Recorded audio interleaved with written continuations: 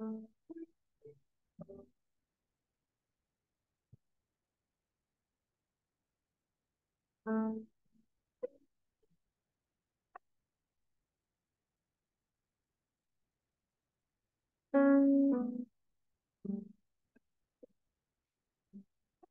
오늘도 변함없이 예배 자리에 오신 여러분들 환영합니다. 서로 돌아보며 반갑습니다 하고 인사하시면 좋겠습니다. 반갑습니다. 잘 오셨습니다. 반갑습니다. 그래서 이제 크리스마스가 한 주 앞으로 다가왔습니다. 그래서 오늘도 지난주와 마찬가지로 우리 찬양은 예수님을 생각하는 찬양들을 같이 올려드리도록 하겠습니다.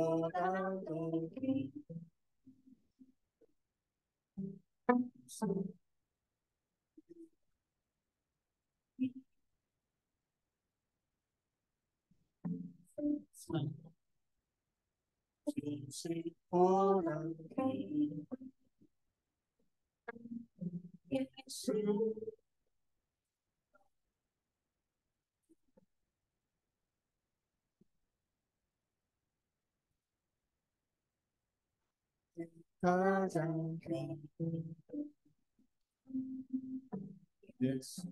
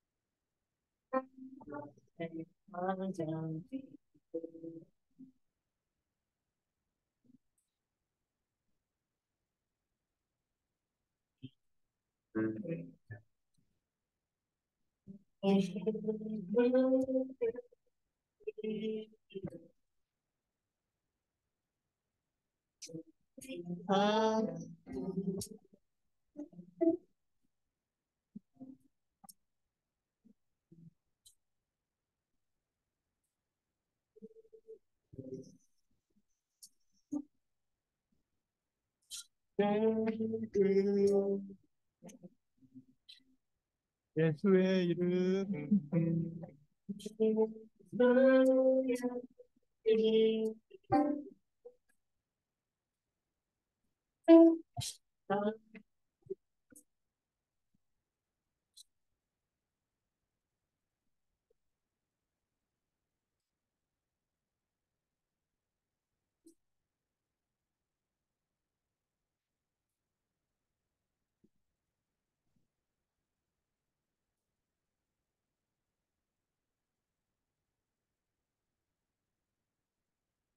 예, 아름다운 예수님, 우리 다 함께 일어나서 같이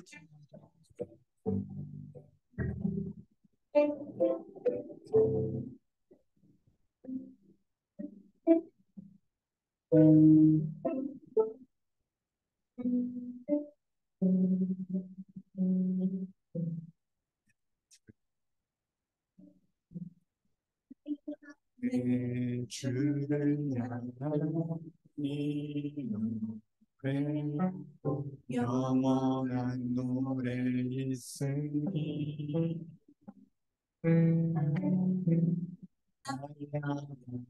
주님의 크신 사랑 영원히 찬양하리라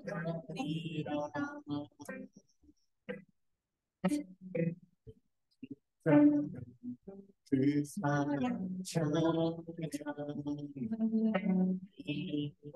날 구원하신 주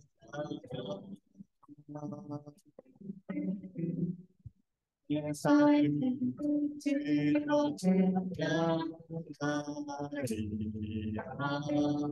놀라우신 주의 사랑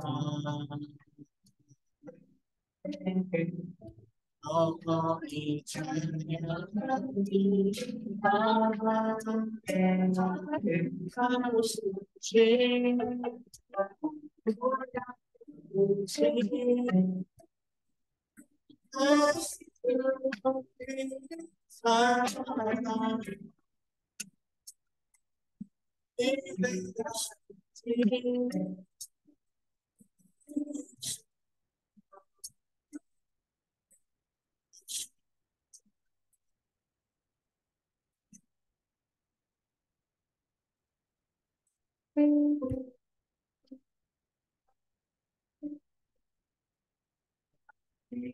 주를 향한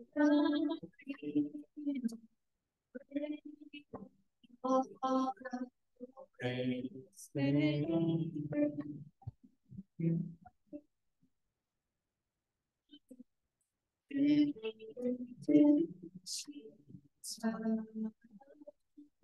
영원히 찬양하리라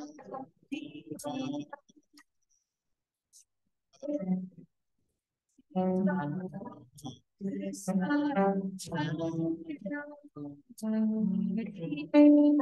날 구원하신 사랑 그 사랑 들려 찬양 놀라우신 주의 사랑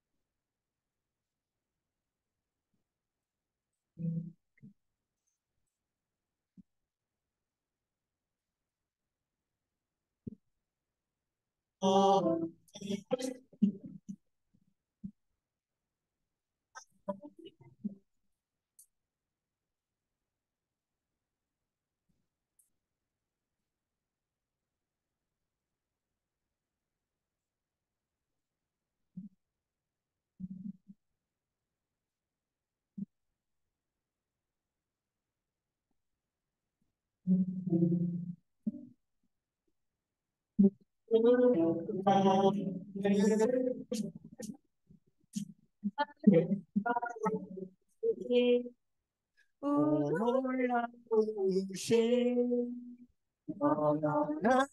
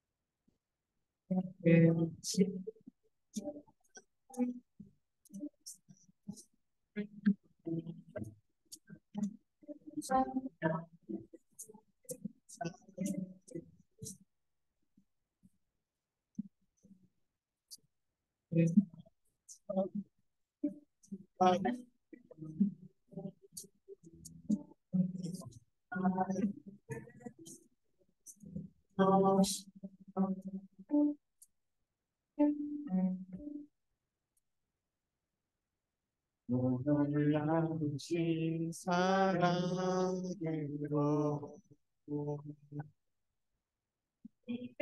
찾아온 생명의 빛 그 붙잡는 실패의 자리도 일어나 주의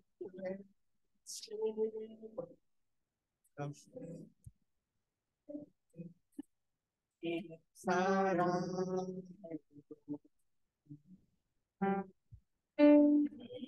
찾아온 위로의 빛 넌 세상의 맑은 천천히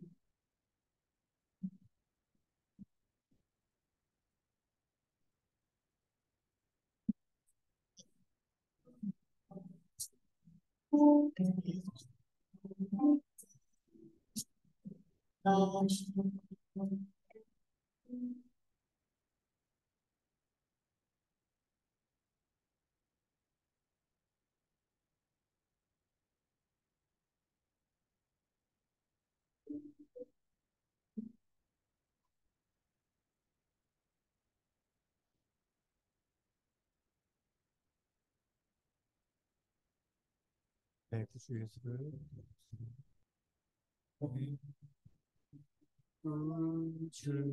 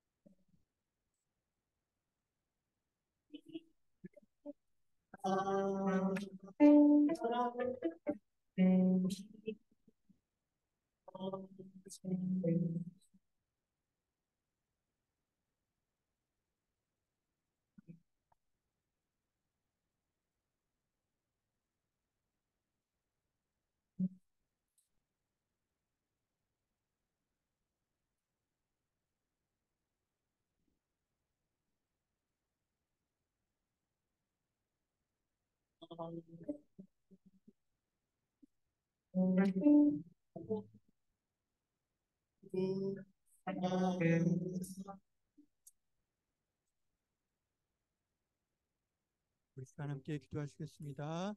사랑의 주님, 우리 2000년 전에 이 땅에 오셔서 저희들의 죄를 대속하시고 우리를 구원하시기 위해 주신 우리 예수님을 찬양합니다. 오늘 예배 가운데 주님 좌정하시고 우리 예배를 받아주시옵소서. 오로지 주님을 사랑하는 그 하나로 우리 이 자리에 앉아서 주께 예배드리길 원합니다. 다 같이 기도하시겠습니다.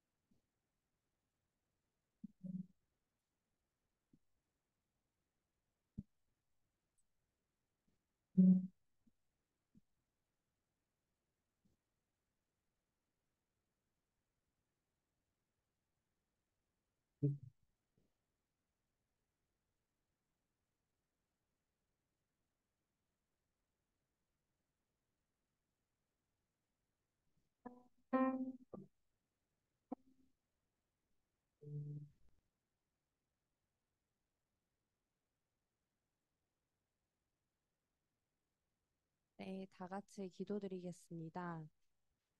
하나님 아버지, 우리 공동체가 주의 날을 맞이하여 한자리에 모일 수 있게 하심에 감사합니다. 얼음이 꽁꽁 어는 추운 날씨에도 우리가 주를 경배하고 찬양하기 위해 이곳에 모였습니다. 오는 길을 안전하게 하심에 또한 감사합니다. 긍휼의 하나님, 우리의 모든 것을 아시는 하나님, 지난 한 주간 주의 뜻대로 살지 못했던 모습들을 고백하고 주 앞에 회개합니다. 주께 받은 은혜가 한없이 크고 깊음에도 불구하고 감사하지 못하고 불평불만했던 모습들을 되돌아봅니다. 또한 주의 자녀이며 주의 사람으로 살겠다는 다짐에도 불구하고 세상의 것에 미혹되고 세상의 것을 우선순위에 두며 앞세웠던 모습을 고백하고 회개합니다. 우리의 죄를 사하여 주시고 거룩하고 흠없는 자녀로 삶들을 살아내게 하소서. 사랑의 하나님, 우리 교회 공동체를 위해 기도합니다. 우리 안에 교제가 넘치고 서로를 위함과 사랑이 더 커지도록 하시며 항상 저희와 함께하여 주세요. 하나님의 향기가 넘치는 공동체, 그리스도인의 연합이 되게 하여 주시옵소서. 그리고 한 학기가 마무리되어 가는 시점입니다. 지체들과 공동체의 사역이 잘 마무리되고 방학 기간과 2024년 새해도 함께 잘 준비하게 하소서. 그리고 어제는 우리 교회 내에 새로운 가정이 탄생하는 축복의 시간이 있었습니다. 모두가 함께 축복할 수 있게 하심에 감사드리며 회원자매와 종원 형제가 가정을 이룸으로써 더 큰 은혜를 받고 주 앞에 나아가길 기도합니다. 마지막으로 오늘 설교를 전하시는 목사님의 말씀에 힘이 있게 하여 주시고 이를 통해 우리가 주를 더 깊이 만나도록 하여 주세요. 말씀이 마음 깊이 새겨지고 우리 삶이 변화되게 하소서. 예수님 이름으로 기도드렸습니다. 아멘. 네, 다음으로 사도신경으로 다 같이 신앙 고백하시겠습니다. 나는 전능하신 아버지 하나님 천지의 창조주를 믿습니다. 나는 그의 유일하신 아들 우리 주 예수 그리스도를 믿습니다. 그는 성령으로 잉태되어 동정녀 마리아에게서 나시고 본디오 빌라도에게 고난을 받아 십자가에 못 박혀 죽으시고 장사된 지 사흘 만에 죽은 자 가운데서 다시 살아나셨으며 하늘에 오르시어 전능하신 아버지 하나님 우편에 앉아 계시다가 머리로부터 살아있는 자와 죽은 자를 심판하러 오십니다. 나는 성령을 믿으며 거룩한 공교회와 성도의 교제와 죄를 용서받는 것과 몸의 부활과 영생을 믿습니다. 아멘. 네, 성경 봉독 제가 하겠습니다. 누가복음 1장 5절에서 25절 말씀입니다. 유대왕 헤롯 때에 아비야 반열에 제사장 한 사람이 있었으니 이름은 사가랴요. 그의 아내는 아론의 자손이니 이름은 엘리사벳이라. 이 두 사람이 하나님 앞에 의인이 주의 모든 계명과 규례대로 흠이 없이 행하더라. 엘리사벳이 잉태를 못함으로 그들에게 자식이 없고 두 사람의 나이가 많더라. 마침 사가랴가 그 반열의 차례대로 하나님 앞에서 제사장의 직무를 행할세 제사장의 전례를 따라 제비를 뽑아 주의 성전에 들어가 분향하고 모든 백성은 그 분향하는 시간에 밖에서 기도하더니 주의 사자가 그에 나타나 향단 우편에 선지라. 사가랴가 보고 놀라며 무서워하니 천사가 그에게 이르되 사가랴여 무서워하지 말라 너의 간구함이 들린지라 네 아내 엘리사벳이 내게 아들을 낳아주리니 그 이름을 요한이라 하라.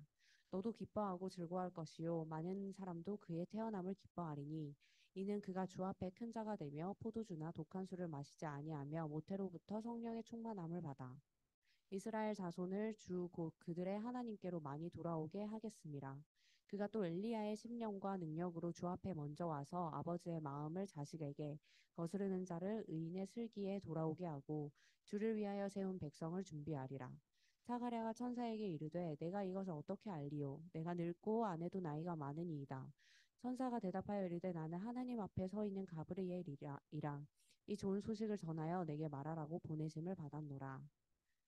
보라, 이 일이 되는 날까지 내가 말 못하는 자가 되어 능히 말을 못하리니 이는 내가 내 말을 믿지 아니함이거니와 때가 이르면 내 말이 이루어지리라 하더라.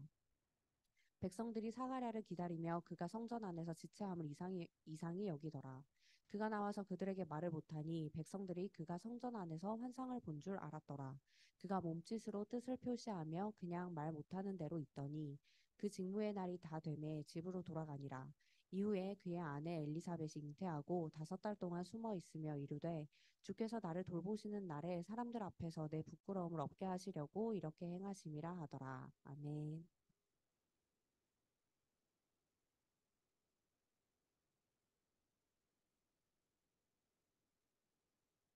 현 예배 자리에 오신 여러분들을 주님의 이름으로 환영하고 축복합니다. 여러분이 본문의 말씀을 보시면 예수님의 탄생 이야기가 이렇게 시작되고 있어요. 5절 6절 말씀 보시면 유다 왕 헤롯 때에 아비야 반열에 제사장 한 사람이 있었으니 이름은 사가랴요 그의 아내는 아론의 자손이니 이름은 엘리사벳이라. 이 두 사람이 하나님 앞에 의인이니 주의 모든 계명과 규례대로 흠이 없이 행하더라. 예수님의 탄생 이야기를 기록한다면 하늘에서부터 내려오시는 장면부터 아니면 태어나시는 장면부터 이렇게 기록해도 되잖아요.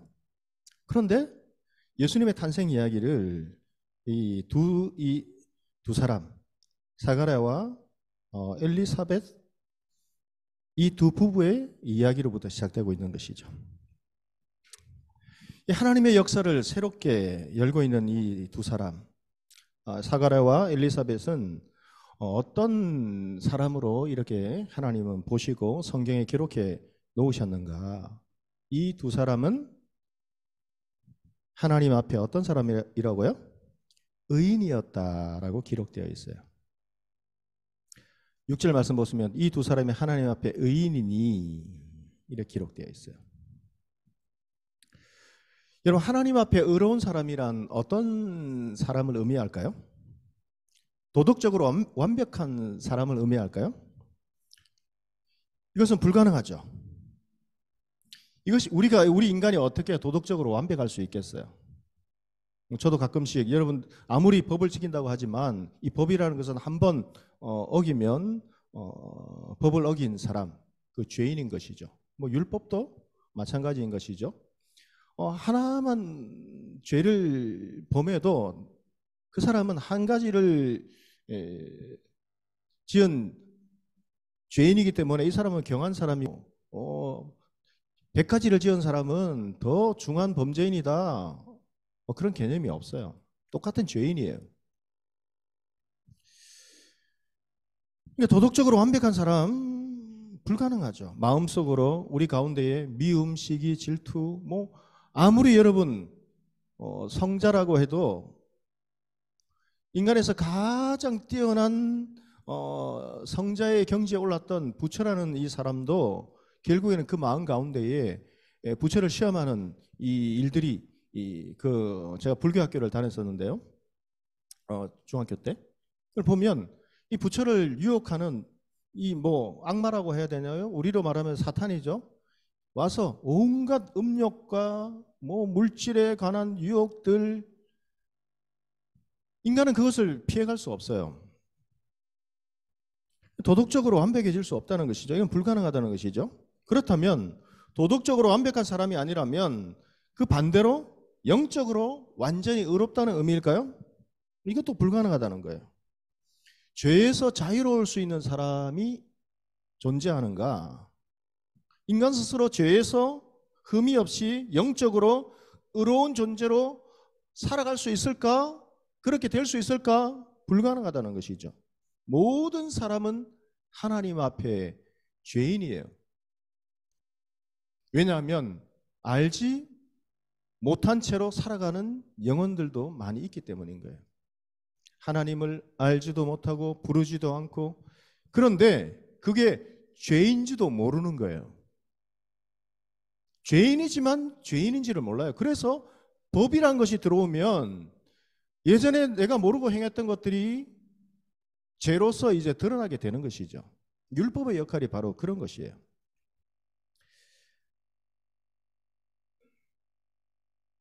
그러기에 하나님 앞에 의로운 사람이란 하나님의 이 말씀을 믿음으로 믿는 것이죠.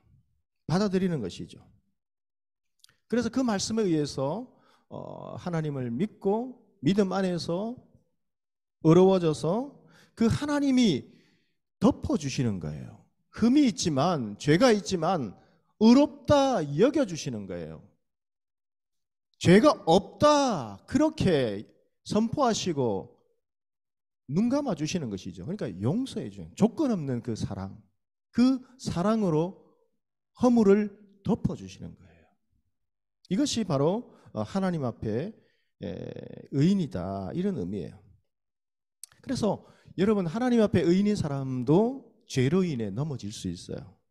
그러나 넘어진다 할지라도 다시 일어서는 거예요. 스스로 일어서는 것이 아니라 성령 하나님께서 계속 그 마음을 여러분 감동시켜 주시는 거예요. 하나님이 생각나게 하고, 예배를 하나님 앞에 나오지 않고, 그래 나도 그냥 하나님 없이 한번 살아볼 거야 라고 주일날 교회 나오지 않아도요 마음이 불편해요. 자꾸 생각이 나게 하고 일어서게 만드는 거예요, 하나님께서. 그래서 그 마음을 하나님의 그 부르심에 응답하고 주님께로 돌아와서 믿음의 길을 또다시 걸어가는 사람, 이것이 하나님 앞에 의인인 사람들이에요.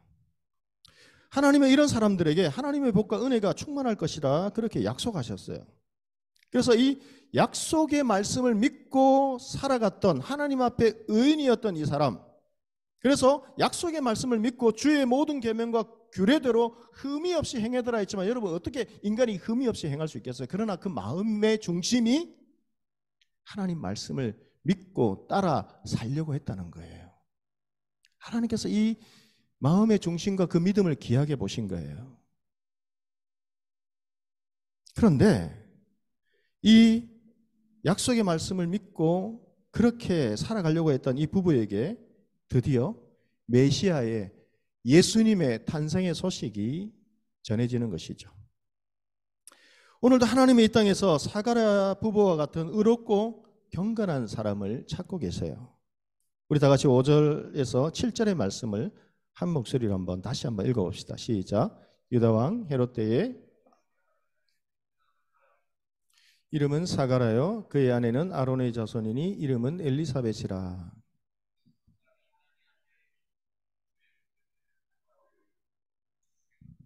엘리사벳이 잉태하지 못함으로 그들에게 자식이 없고 두 사람의 나이가 많더라. 이렇게 되어 있어요. 두 사람의 그 나이가 많아서 도저히 아이를 낳을 수 없을 때에, 그때에 하나님은 이들을 찾아오신 거예요.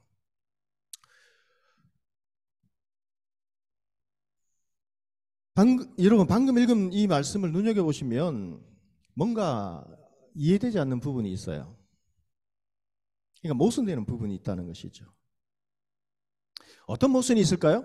하나님의 약속의 말씀을 믿고 하나님이 보시기에 참 의롭다, 의인이라 여길 만큼 그 믿음대로 살았던, 순종하며 살았던 그 믿음의 사람이 살아가는 그 현실은 어떠한가? 모순이 존재한다는 것이죠. 하나님께서 약속하신 그 약속과 현실이 일치되려면 어떻게 기록되어야 될까요? 이 두 사람이 하나님 앞에 의인이니 주의 모든 계명과 규례대로 흠이 없이 행하더라. 그러면 흔히들 우리들이 기대하는 것은 무엇입니까? 엘리사벳이 하나님의 그 축복을 받아 그들에게 자식을 하나님께서 많이 주셨다. 그 자녀들이 하나님 앞에 정말 믿음으로 열심으로 살아가서 놀라운 하늘의 그 축복을 받았다. 이렇게 기록되는 것이, 여러분 약속과 하나님의 약속이 신실하시다면 그것이 현실도 그렇게 맞아가야 되는 것이잖아요. 그런데 현실은 그렇지 않다는 것이죠. 여러분, 당시 이스라엘 사람들은 자녀들이 많음이 하나님의 크신 축복이라 생각했어요. 그 가정에 자녀가 많다는 것은 율법을 따라 의롭게 이 사람들이 믿음에서 정말 잘 살아갔다, 그것이 외적으로 나타나는 표현이라는 것이죠. 그래서 하나님의 말씀을 따라 의롭게 살아가는 사람들이 하나님으로 받는 축복의 그 표시가 무엇인가? 바로 자녀가 많다는 것이었어요. 그렇다면 반대로 아이가 없다는 것은 무엇일까요? 모든 하나님의 계명과 율법을 따라 의롭게 살지 못했다는 거예요. 흠이 없이 살았다는 거예요. 그런데 이 두 사람은 주의 모든 계명과 규례대로 흠이 없이 행하면서 살았지만, 하나님 앞에 의인이라 그렇게 여겨졌지만 현실은 아니라는 것이죠.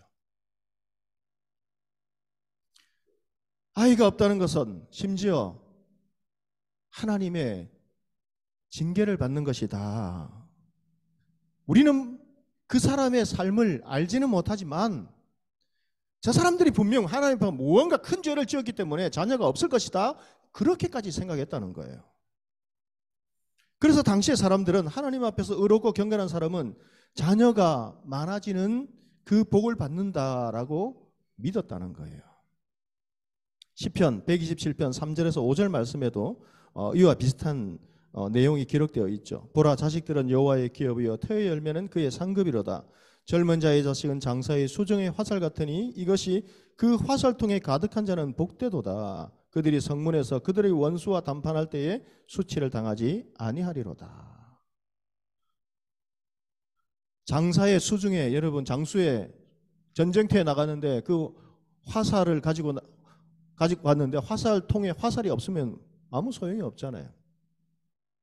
그처럼 하나님 앞에 정말 믿음으로 의롭게 살아가는 사람들은 하나님께서 많은 자녀의 축복을 주신다라고 당시의 사람들은 믿었다는 거예요. 그런데 이 사가랴 부부의 현실은 하나님 앞에 의롭게 살아갔던, 하나님이 의인이라 여겼던 이 부부의 현실은 어떠했습니까? 그들에게 자식이 없었어요.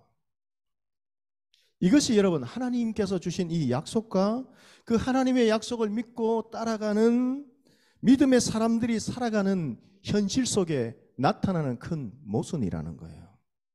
그런데 이 누가복음의 말씀을 보시면 이 세상을 구원하실 메시아의 탄생 이야기가 바로 이들로부터 시작되고 있음을 증언하고 있는 거예요.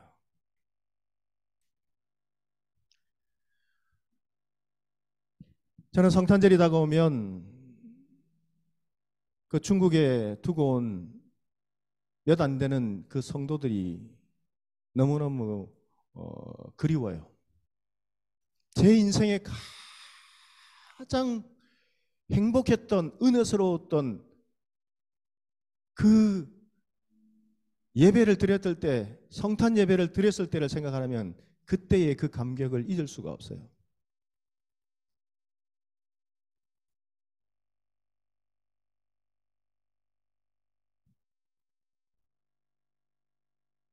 성탄 예배를 앞두고 비자를 갱신하러 들어왔을 때에 중국에서 급하게 연락이 왔어요.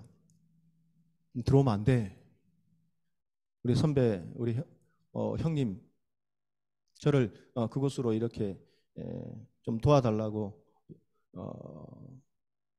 선교사님 부인이 너무 아프시니까 급하게 좀 와서 한 달만 좀 봐달라고, 그렇게 해서 들어갔는데요. 들어가 보니까 교회가 너무 가슴이 아팠어요. 한 20년 전에 여러분 한국인들이 몰려들 때는요, 예배 드릴 장소가 없으니까 한 장소를 렌탈해서 예배를 드리면 정말 많은 사람들이 순식간에, 그 교회 역사를 보니까 6개월, 1년 단위로 얼마나 많은 성도들이 등록을 하고 성장을 했는지. 근데 가니까 몇 안 남은 성도들. 근데 여러분 이 악기들 있죠? 그때 얼마나 참 악기도 그냥 악기들이 아니에요. 정말 이 반주자들이 좋아하는 악기들. 그런데 다 예배당 구석에 먼지만 쌓여 있듯이 누가 연주할 사람도 없고 다 떠나버린, 이제 그곳에서 정말 남아있는 사람들은 현지인들, 조선교포들과 현지인들과 결혼해서 그렇게 그곳에서 정착해서 살아가는 몇 사람들만 남아있는.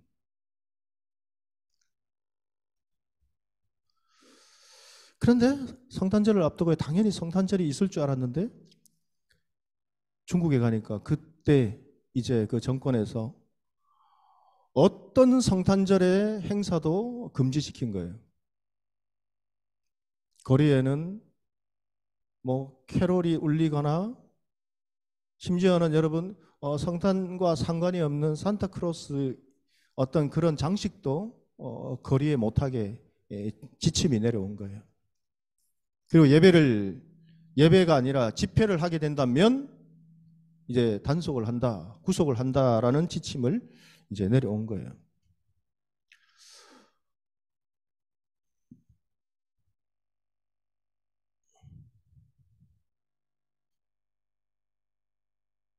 주일날 오후에 예배를 마치고 비행기를 타고 나와서 월요일 날 비자를 신청해서 이제 화요일이나 수요일쯤 되면 이제 비자가 나오는데요. 이제 성탄 예배가 다가오는데 어떡할까? 수십 번을 고민하다가 그래, 주님께서는 나를 한 번도 떠나지 않고 생명까지 주셨는데 내 평생 드렸던 이 성탄 예배를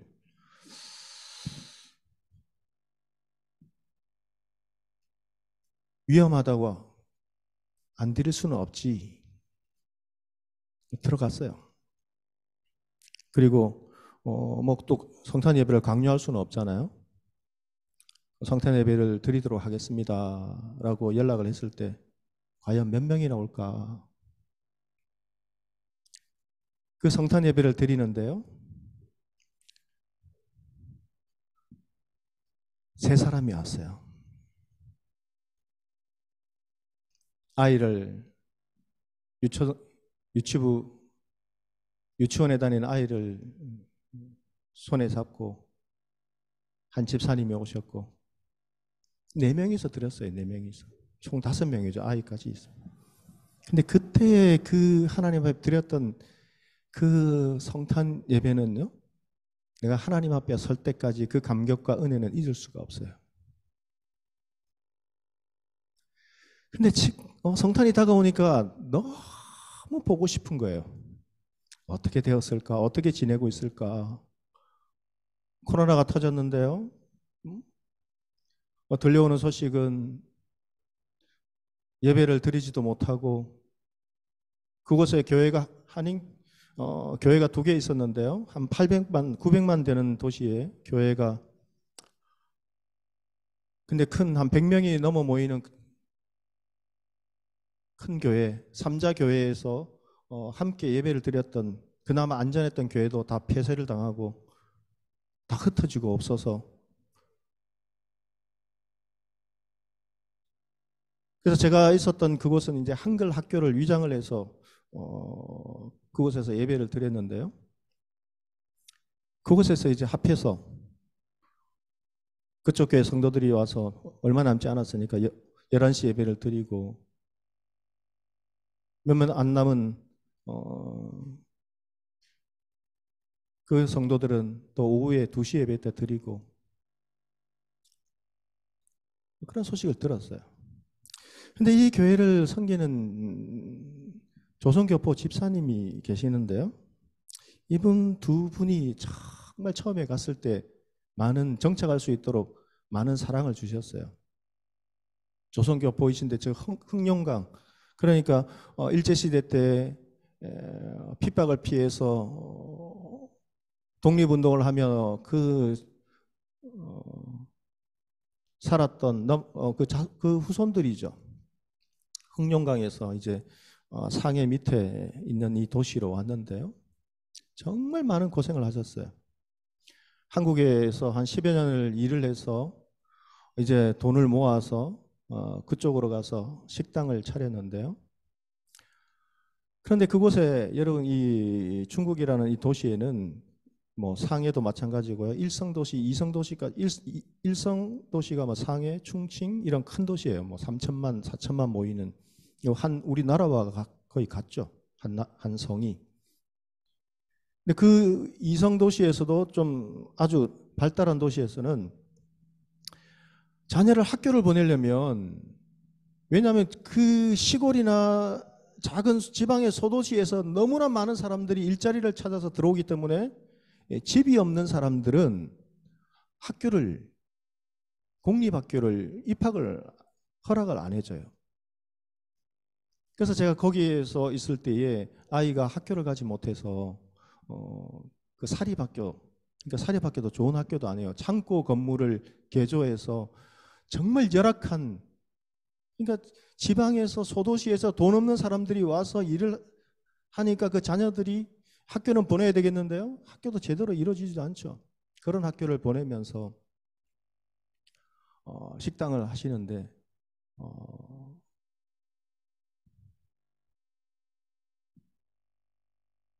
그 주일날 중국의 주일 개념이 없는 그 나라에서 주일이 되면 어김없이 한 번도 빠짐없이 문을 닫아요. 어떤 망설임도 주저함도 없이 문을 닫아요. 수백 개의 여러분 그 식당들이 질비해 있는데요. 그곳에서 유일하게 주일만 되면 문을 닫는 가게. 한글 간판이 적혀 있는 식당이, 한국인이 운영하는 그 식당이 문을 닫아요.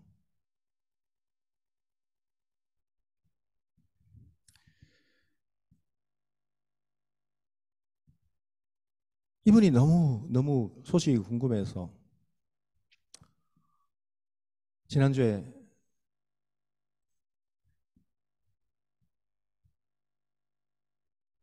위챗으로 연락을 하니까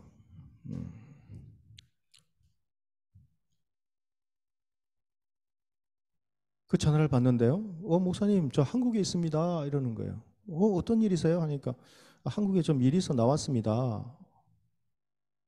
직감적으로 많이 힘들었겠구나. 잠시 일 보시다 가실 건가요? 아니요, 당분간 있을 겁니다. 그만큼 힘이 들었다는 것이죠.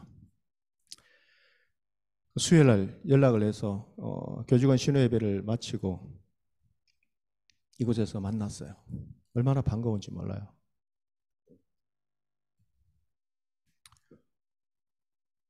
왜 나왔나 이렇게 들어보니까요. 예배를 제대로 드리지 못하니까 목회자도 없으니까 그러니까 조선 교포들이 드리는 삼자교회, 중국 당국에서 허락한 교회로 갔는데 처음에는 많이 우려했는데 그래도 그 목사님이 복음을 제대로 전하려고 하시는 것 같아요. 그러니까 중국에서는 지금 제가 들어갔을 때부터 어떤 종교 교육도 금지해서 그 지역에 조선족 그 교포의 교회가 한 3-4천 명 되는 모이는 정말 큰 교회가 있어요.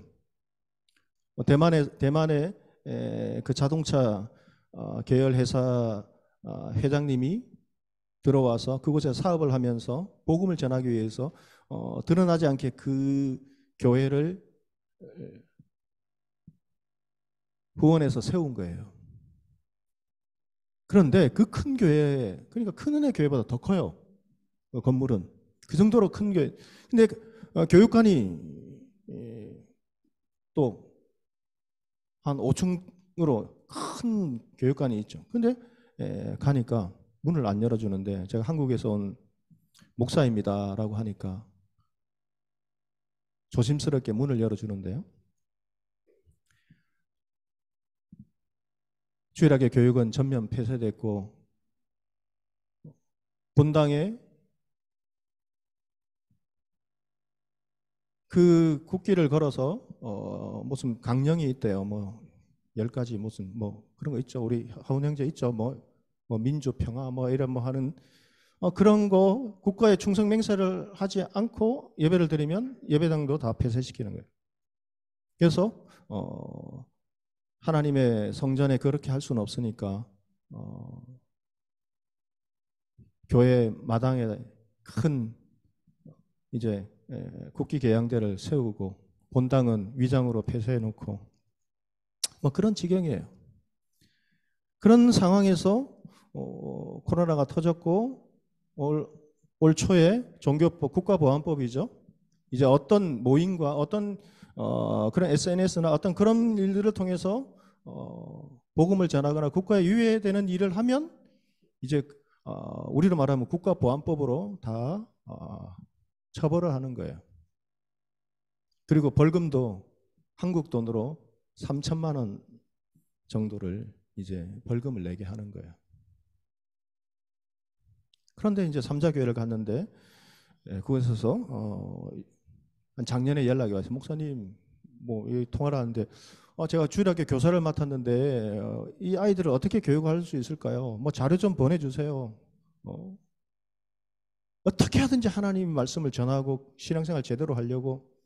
근데 그 교회 삼자교회 목사님도 다른 삼자교회는 다르게 원래 종교국에서 다 검열을 받고 복음을 이제 설교를 할 수 있게 하는데요.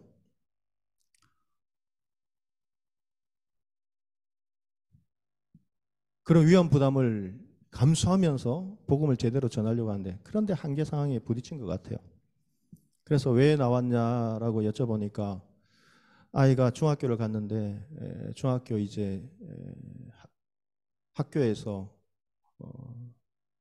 그 중국의 잘못된 역사를 배우기 시작하는데 너무 걱정입니다. 그래서 한번 나왔습니다라고. 근데 그런 이야기를 해요. 목사님, 정말 하나님 말씀대로 살려고 하는데 신앙생활도 제대로 못하게 되고 코로나가 터지면서 식당은 그때 처음으로 가시는 거예요. 괜찮습니다, 괜찮습니다 했는데 3년 동안 거의 영업을 못했으니까 얼마나 어렵겠어요. 뭐 우리 한국은 그래도 좋은 것 같아요. 보상도 좀 지원도 해주고 하지만 그런 일절 없어요. 뭐 냉정해요. 그거 보니까 그 나라는. 거기에다가 신앙적인 문제까지 겹치니까 이 모순을 경험한 거예요. 하나님 말씀을 따라 살았는데 왜 현실은 왜 하나님 그러니까 이해가 되지 않습니다라고 하는 거예요. 이해가 되지 않습니다. 그런데 그러면서 여기서 학교에서 만나서 식사를 하면서 그동안 못한 이야기를 하면서 그래서 그냥 헤어지기가 아쉬워서 아이 한국에 온 목적이 아이 학교가 있으면 교육 문제가 해결되면 저희들 이쪽으로 나오려고 한번 와봤습니다. 그래서 제가 저 서대문에 있는 화교 학교가 있는데요. 거기까지 같이 갔어요. 학교를 방문하고 그러면서 그 학교의 어떤 교육 지침을 듣고 나오면서 그 운동장에 서서 그런 말씀을 하시는 거예요. 저 이해가 되지 않았었는데 또 왜 하나님께서 이런 시련을 주시는지 몰랐는데 이해가 되지 않았는데 잘 나온 것 같습니다. 이번에 들어가면 정리하고 나오도록 하겠습니다. 그러는 거예요. 왜냐 그 학교가 대만 그러니까 완전히 지금 이제 반대적인 교육이죠. 자유 쪽, 대만 쪽 그 쪽에서 운영하는 학교인데요. 그러면 집사님 얼마 전에 그 어렵게 고생해서 아파트도 사고 이제 아이가 공립학교를 다닐 수 있는데 그거 다 포기하고 나오시려고요? 괜찮습니다. 괜찮습니다. 한국에서 들어갈 때도 가방 하나 들고 갔는데요. 나올 때도 가방 하나 들고 나오면 됩니다. 라는 거예요. 그러면서 이런 이야기를 해요. 목사님, 북경에 450명 정도 모이는 조선교포 교회가 있는데요. 코로나 때 예배를 드리지 못하게 하고 지금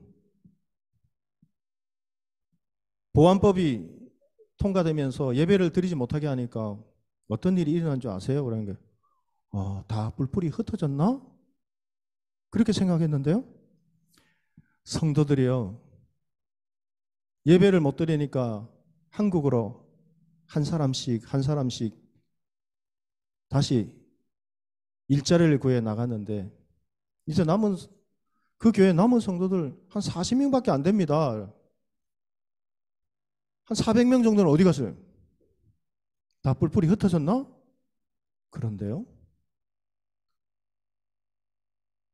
누가 강요를 한 것도 아니고 한 사람 신앙을 찾아서 한국으로 한 사람이 여러분 한국에 와서 일할 수 있는 게 무엇이 있겠어요? 한국인들도 어려워서 안 하는 그 험난한 그 일, 그런 일자리밖에 더 있겠어요? 그런데 여러분 이분들이 있는 제가 있었던 그 도시도 우리나라 분당보다도 더 발달한 도시예요. 이번에 항저우 아시안게임 열렸죠. 거리에 벤치에 앉으면 휴대폰을 놓으면 그냥 벤치 의자에서 자동 충전이 돼요. 지하철을 타면요. 지하철 창문에 우리나라도 이제 조금 따라하는 것 같은데요. 저절로 쫙 스크린이 나와서 영화에서 보듯이 탁 하면 여러분 광고가 그대로 나오고 앞서갈 수 있는 한국에서 경험하지 못했던 최첨단 어떤 그런 발달한 도시들은 아주 발달했어요. 그런데 베이징은 그보다도 더하죠. 그곳에서 집을 사서 정착했다는 것은 아주 성공한 사람들인 거예요. 안정적인 사람들인 거예요. 그런데 그것을 포기하고 한국으로 나와서 다시 시작하는 거예요. 성도들이 또 연락해서 또 같이 나오고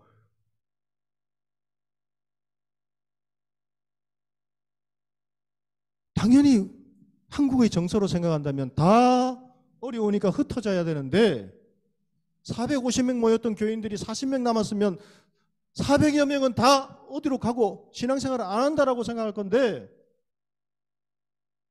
400명이 넘는 성도들이 한국으로 그 안정되고 삶을 포기하고 신앙을 찾아서 나왔어요. 밑바닥에부터 새롭게 시작하면서 교회를 한국에서 교회를 개척한 거예요. 이 400여 명이 이쪽으로 한국으로 그대로 다 같이 모여서 예배를 드리지 못하게 하니까 그 북경에 있는 베이징에 있는 그 담임을 했던 목사님을 오히려 이곳에 청빙을 한 거예요.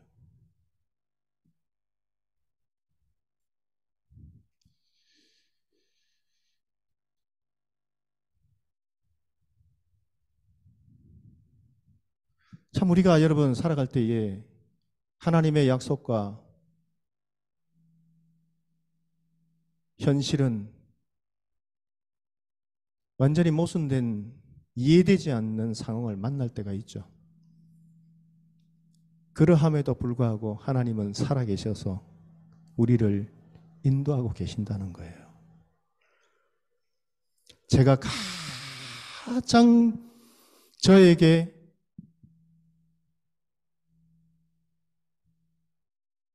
교사로서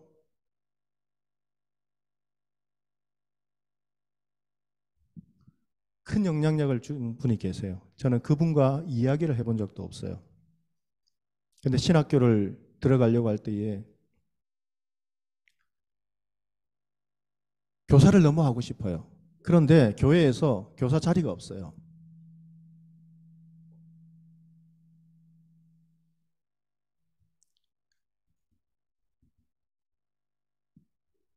보조교사를 자리를 주는 거예요.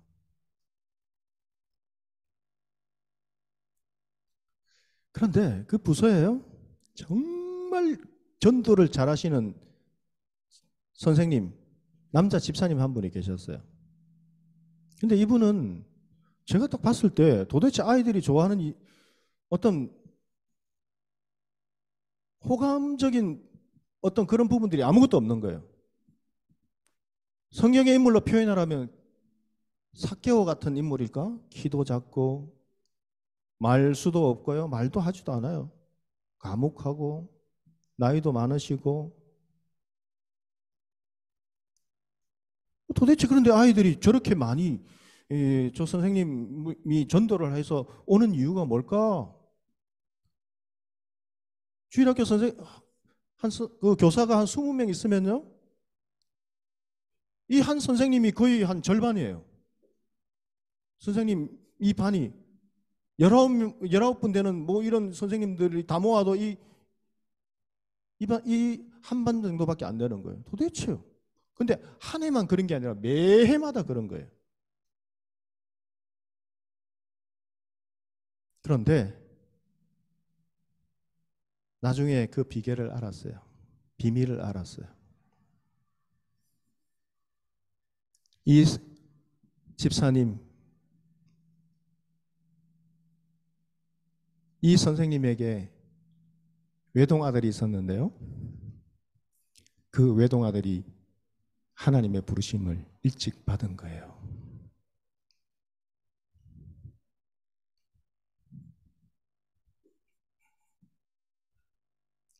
그런데 이 선생님은요, 뭐 원망했는지 뭐 어떻게 했는지는 모르겠지만 다시 일어나서 그 아이들에게 복음을 전하는데요, 자신의 아들 같은 마음으로 전하는 거예요.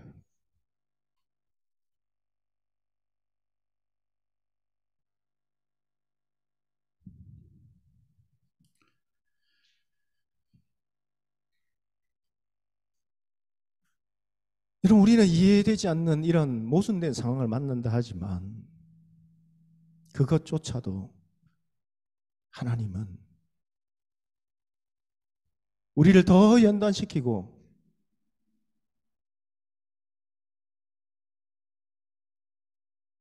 그 하나님의 손에 붙잡아서 하나님의 그 일들을 계속해서 이어나갈 수 있도록 하나님의 사람으로 이끌어 가시는 거예요. 여러분, 당시에 유대의 사대단은 24개조로 구성되어 있었다고 해요. 24개조, 그 사제의 수만 한 18,000여 명이 되었다고 해요. 그런데 한 사제단은 4개에서 9개의 가문으로 이렇게 구성되어 있었는데요, 해마다 2주간씩 돌아가면서 이 성전 제사를 집행했다고 해요. 그러니까 분양 자격을 갖춘 제사장들이 많이 있었지만, 그러니까 한 18,000여 명의 이 제사장들이 있었지만 모든 제사장이 성전 제사를 주관하며 분양할 수 있었던 것은 아니었어요. 그래서 제비를 뽑았어요.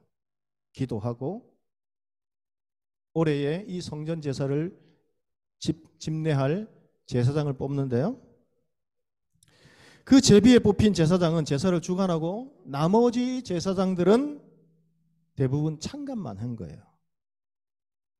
그러니까 한 번 제비를 뽑힌 제사장은 이 다른 제사장들에게도 기회를 줘야 되기 때문에 이 일을 수행해야 되기 때문에 평생 다시 한 번 이제 제비를 뽑혀서 제사를 집례하면 다시는 평생 기회가 오지 않았어요. 그래서 이 제비에 뽑혀서 제사를 주관하게 되면 정말 이 제사장은 매우 영광스럽게 생각했다는 것이죠. 그런데 오늘 말씀을 보시면 이 영광스러운 직무를 사가라는 이 제사장이 담당한 거예요. 언제요? 젊은 시절? 아니면 중년의 그 시절? 자신이 정말 최선을 다해서 하나님을 섬기려고 하지 않았겠어요? 그런데도 응답이 없고 나이가 들어서 그때에 다른 사람들이 저 제사장, 사가랴 제사장 하나님 앞에 뭔가 숨기고 있는 죄가 있는 거 아니야? 저 가문 이상한데? 하나님께서 자식을 주지 않네? 하나님께서 징계를 하시네?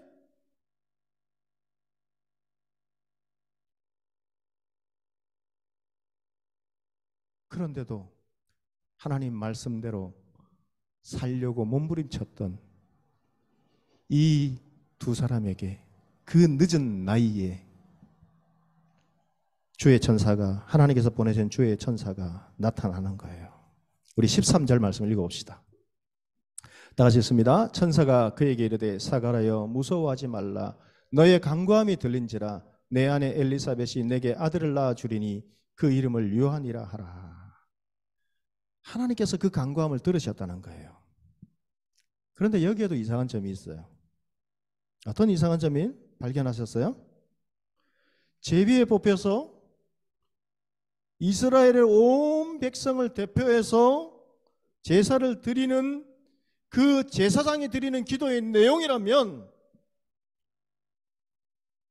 하나님 아버지여 우리의 민족을 구원하시기 위해서 회복시키기 위해서 이 땅에 속히 오시옵소서.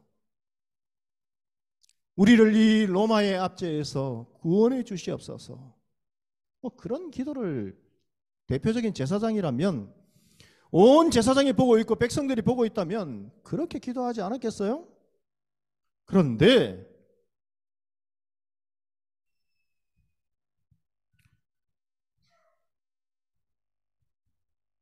하나님께서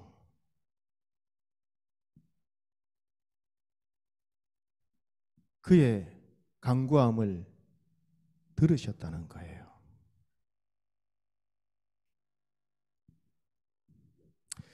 여러분, 말라기 이후에 그 기나긴 침묵의 시대를 넘어 새로운 하나님의 나라 그 역사의 시작을 알리는 하늘의 이 소식을 제일 먼저 들었던 이 사람은 과연 누구인가? 바로 사가랴와 엘리사벳, 이 두 사람. 의롭고 경건하며 하나님 말씀대로 살려고 몸부림치며 섬겼지만 다른 사람들은 하나님의 벌을 받은 사람이라 여김을 받은 이 약속의 말씀을 붙잡고 살았지만 현실은 모순을 않고 살아갔던 이 사람에게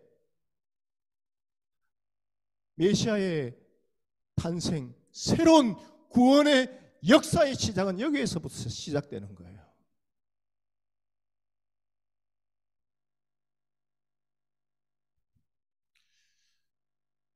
여러분, 현실이 어렵고 힘듭니까? 말씀대로 살았는데 이해가 되지 않습니까?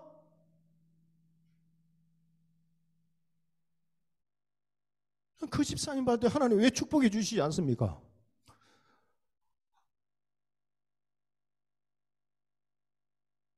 한국에 있으면서 수없이 보고 싶고 기도했어요. 하나님, 나는 저런 성도들이 있다면, 예배가 필요하다면 하나님, 나의 마지막 삶을 저 사람들과 함께 드려도 여한이 없습니다 라고 하는데 하나님은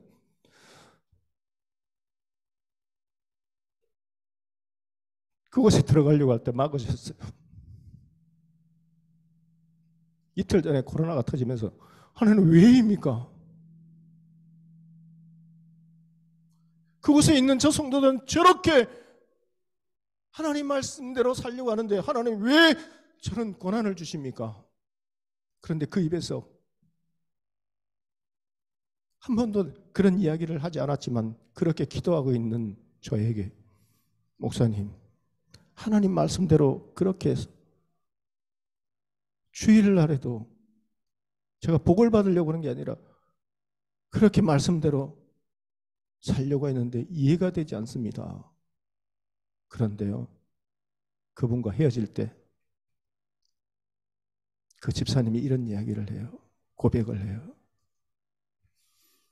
왜 이런 고난을 주셨는지 이해가 되지 않았지만 한국에 잘 나온 것 같습니다. 이 고난이 없다면, 어려움이 없다면 제가 그곳에서 그 안정된 삶을 쉽게 포기하지 못하고 자꾸 고민하고 고민했을 건데 이제 마음이 불안해지네요. 빨리 정리하고 나오도록 하겠습니다. 식당도 내놔야 되고 집도 팔아야 되고 가전제품 산 지 얼마 안 됐는데요. 그럼 그 싣고 나오세요 하니까 괜찮아요.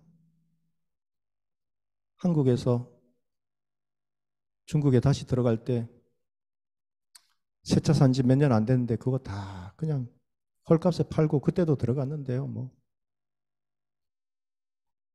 옷가방 하나면 됩니다. 걱정하지 마세요.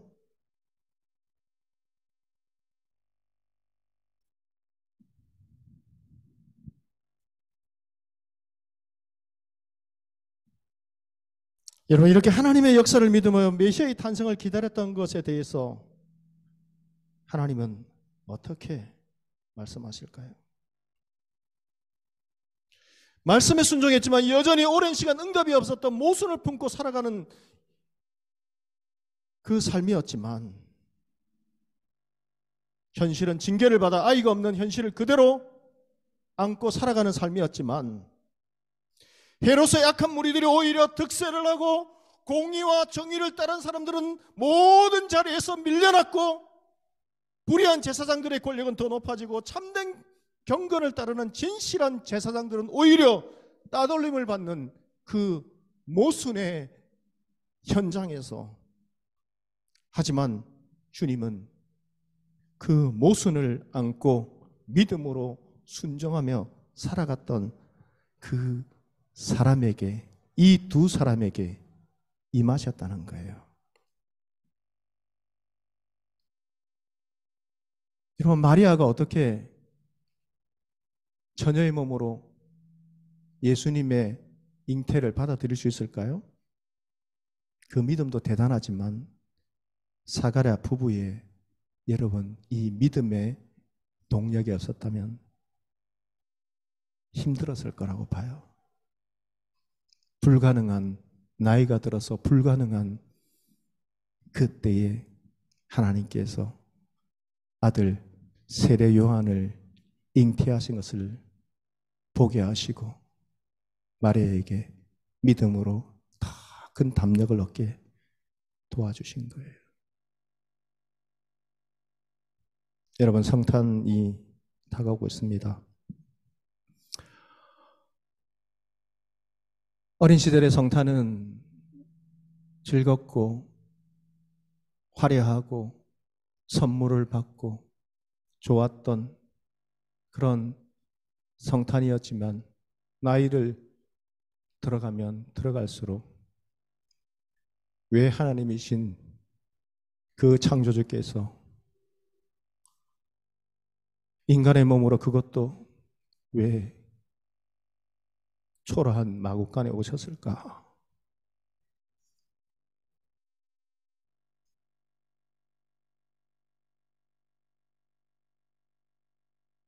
최근까지도 그것은 저의 의문점이었어요. 이해가 되지 않는 부분이었어요. 하나님,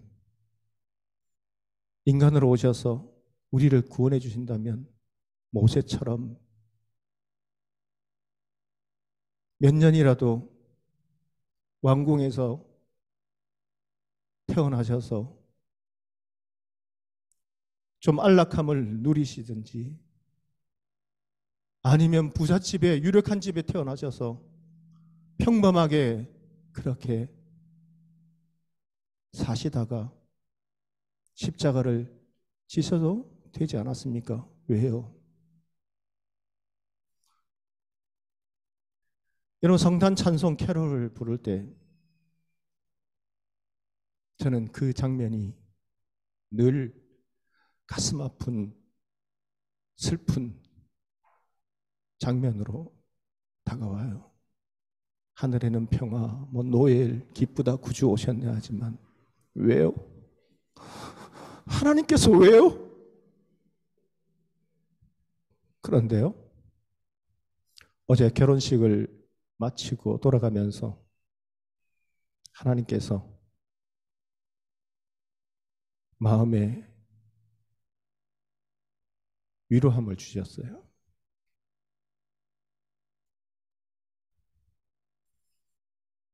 내가 너희들을 만나기 위해서, 구원하기 위해서 이런 모습으로 온 것도 나는 행복하단다, 그렇게 말씀하신 것 같아요. 너를 구원하고 너를 다시 예전에 나와 함께 했던 이곳에서 다시 만나서 함께 할 수 있다면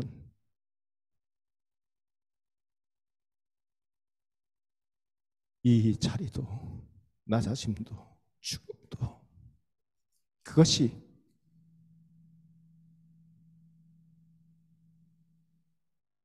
다른 사람들이 말하는 모순이라 할지라도 우리에게는 소망이 있고 하나님에게는 그 사랑의 소망과 기다림이 있는 거예요. 여러분, 우리 약속의 말씀 붙잡고 살아갑시다. 그러나 약속의 말씀을 붙잡고 의인으로 하나님 앞에 살아간다 할지라도 현실은 엘리사벳 부부와 같이, 예레미야와 같이, 많은 믿음의 선진들과 같이 우리의 현실은 오히려 더 고난이 닥쳐올 수 있고 풀리지 않을 수 있어요. 그러나 우리가 이 인내의 소망을 가지고 약속의 말씀을 붙잡고 기다리면 하나님의 때에 하나님의 예비하신 놀라운 새로운 여러분 그 하나님의 나라의 사역의 시작은 우리를 통해서 주님을 바라고 기다리는 믿음의 사람들을 통해서 또다시 시작되는 거예요. 여러분, 이 새로운 시작에 주님과 함께 동행하는 축복의 주인공들이 다 될 수 있기를 주의 이름으로 축복합니다. 우리 오늘 말씀을 잠시 생각하면서 우리 잠시 기도합시다. 우리 제일 먼저 찬양 드렸던 우리 찬양팀, 우리 이 찬양 정말 제가 은혜를 많이 받았던 찬양인데요. 제일 처음에 했던 찬양 제목이 그 찬양 다시 한번 우리 부르고 잠시 기도했으면 좋겠어요.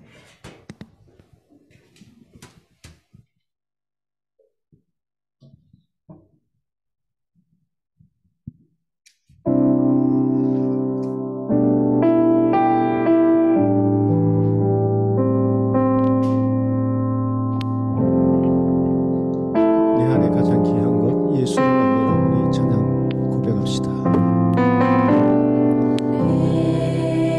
내 안에 가장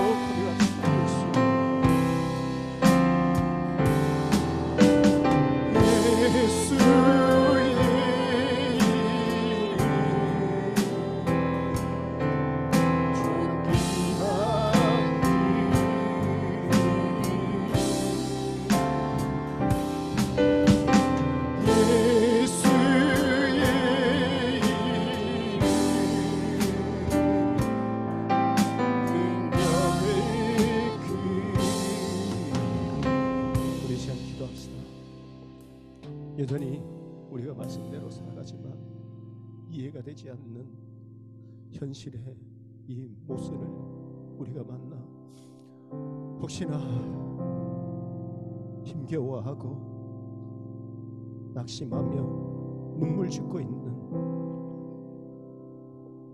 우리의 삶에 이 모순이 있다면 우리 이 시간 이 사가라 이 두 부부처럼 이 모순을 안고 우리 믿음으로 살아갑시다. 하나님의 이 구원의 역사는 이 모순을 안고 사람들의 그 비난과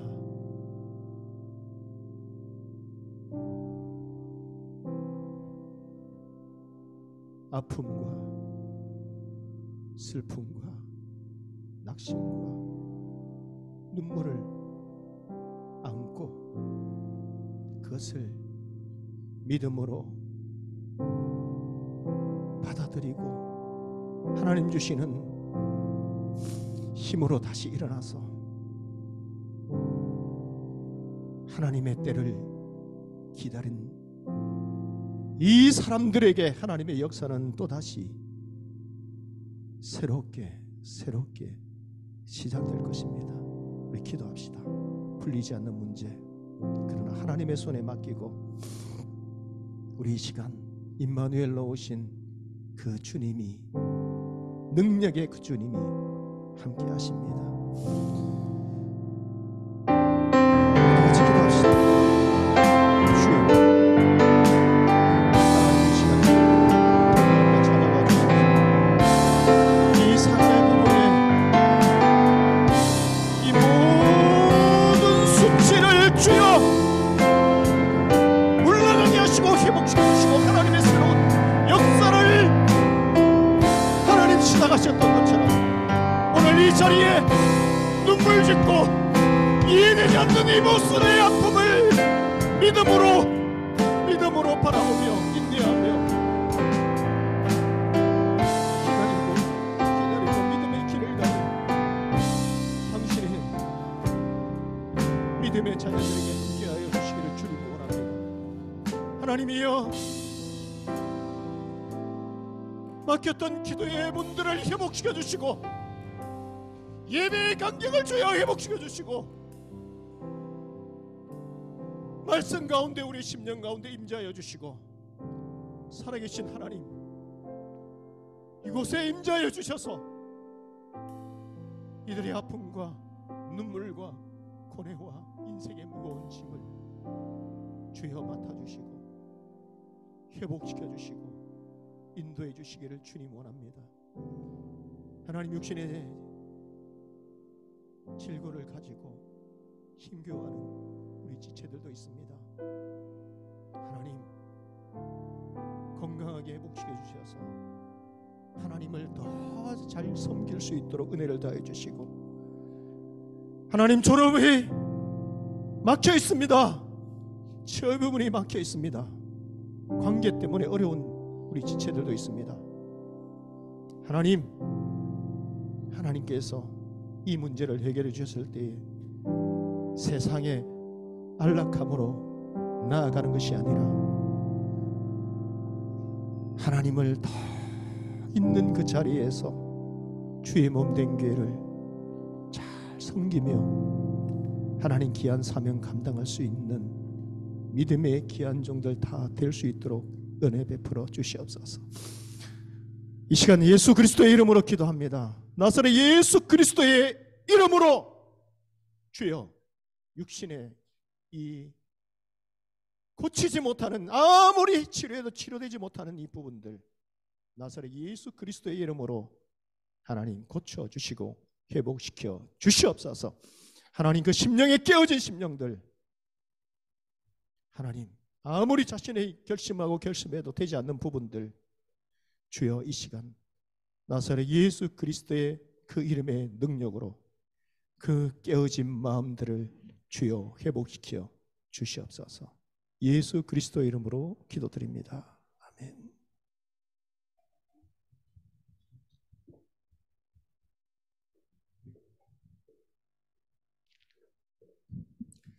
네, 주님의 이름을 찬양합니다. 우리 봉헌 찬양과 함께 하시겠습니다.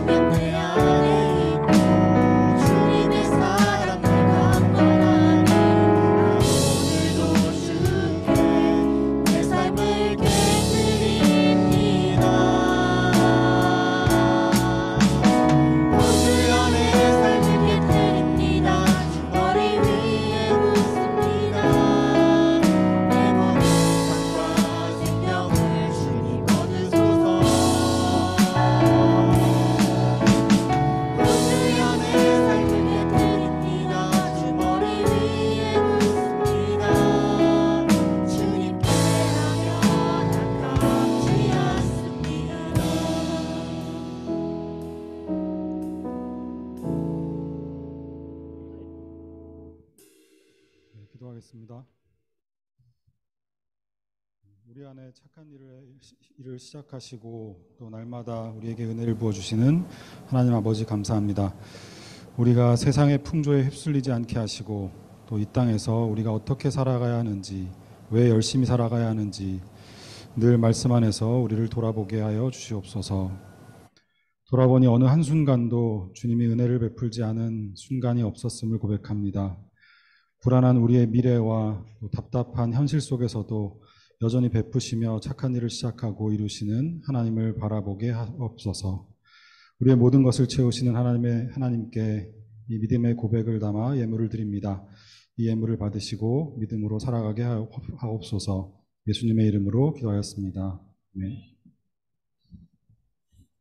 승재진 교수님 나오셔서 광고 말씀 전해 주시겠습니다.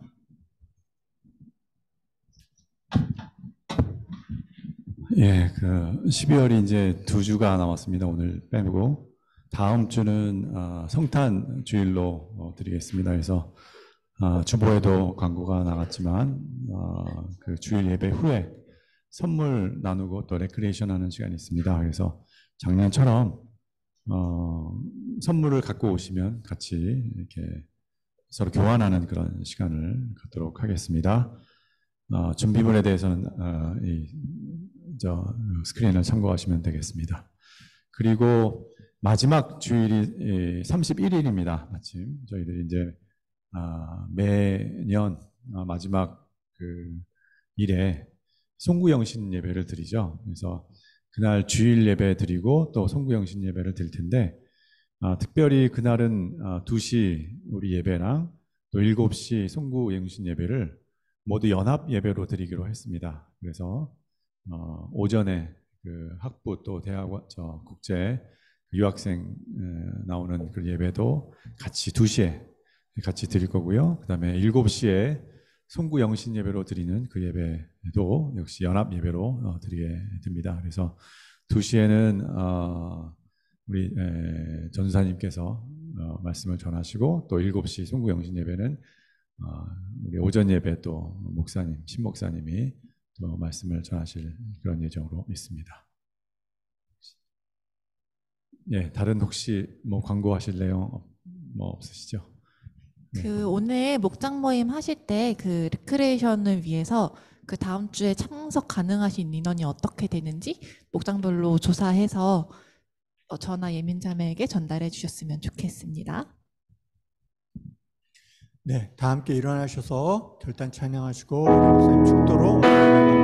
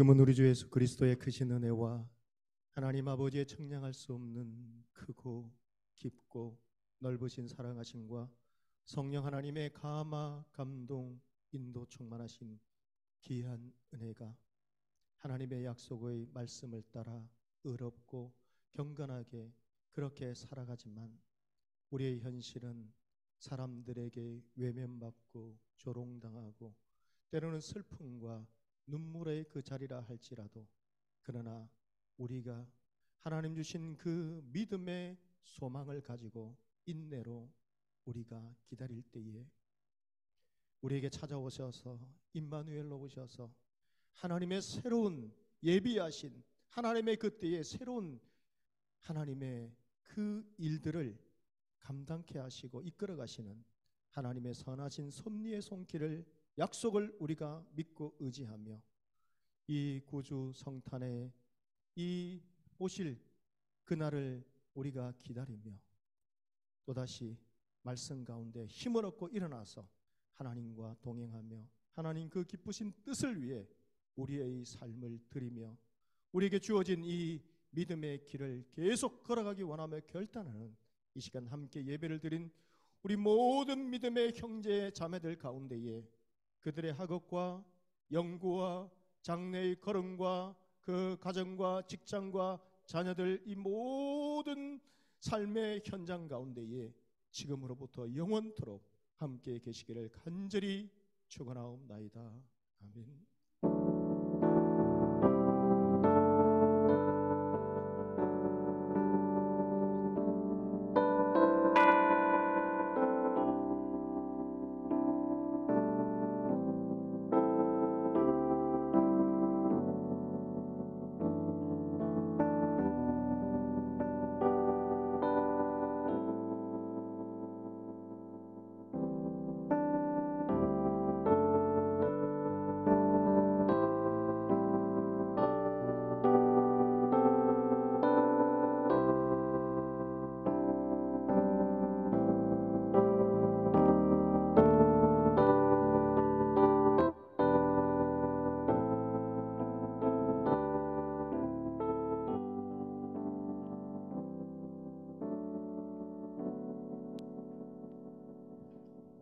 아멘. 예배를 모두 마쳤습니다. 주님 안에서 복된 한 주 보내시기 바랍니다.